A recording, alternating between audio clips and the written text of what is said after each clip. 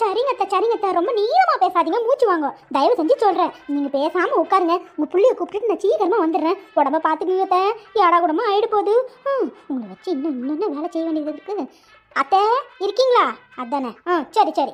Phone பண்ணால் நல்லா இருக்கியான்னு கேட்கறதுக்குள்ள இவ்வளோ பெரிய லிஸ்ட்டு. வாய் இருக்க முட்டையாமல் அதை இதை திங்க வேண்டியது. அப்புறம் அங்கே குடையுது, இங்கே வலிக்குது, அங்கே வலிக்குது.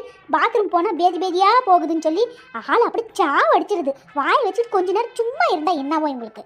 சே, எல்லாம் என் தலையில தான் வந்து விடியிருது. இவன் வேற இன்னும் வந்து தொலைய மாட்டான். என்ன அனிதா மூஞ்ச கடுகடுன்னு வச்சிருக்க? என்னவா உன் தலைக்கு உடம்பு சரியில்லையா? வாங்க போவோம். என்ன அனிதா சொல்ற? அதுக்கு என் மூஞ்சி இப்படி கோவமா வச்சுட்டு சொல்றேன்?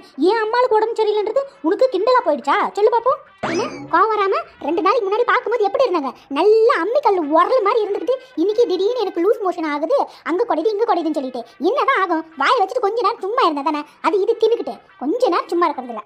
அப்படி பைத்தியக்காரி, நேற்று எங்கள் அம்மாவுக்கு பிறந்த நாள் சொல்லி நீ தான் பிரியாணி கிண்டி கொடுத்த, அதை தான் தின்னுருப்பாங்க. நீ செஞ்சு பிரியாணி தின்னு தான் எங்கள் அம்மாவுக்கு இப்படியா இருக்கு. ஏதோ பேசுற சொல்றீங்க? நான் செஞ்ச பிரியாணியா? ஐயோ என்னங்க சொல்றீங்க? ஆமா பின்ன ஏதோ மாமியார் மேல இருக்கிற பிரியத்தினால தான் நீ பிரியாணி கிண்டி கொடுக்குறன்னு பார்த்தா மொத்தத்துல எங்க ஆத்தால போட்டு தள்ளத்துக்கு நீ ஐடியா பண்ணிட்டியா? நீ எல்லாம் நல்லா இருப்பியா? சொல்லு பாப்போம். என்ன மன்னிச்சிடுங்க, நான் வேணும் செய்யல. அவங்க மேல இருக்கிற மரியாதை பாசத்தினால தான் நான் பிரியாணி செஞ்சு தந்தேன். அது இப்படி ஆகும் நான் நினைச்சு கூட பார்க்கல. வாங்க போய் அத்தையை பார்ப்போம். ஆமா, செய்யறதெல்லாம் செஞ்சுட்டு பாம்போல மூஞ்சி வச்சுக்க வா. ஒரு வழியை நினைச்சது நடக்க போகுது. ஜாலி. ஏதாச்சும் சொன்னியா?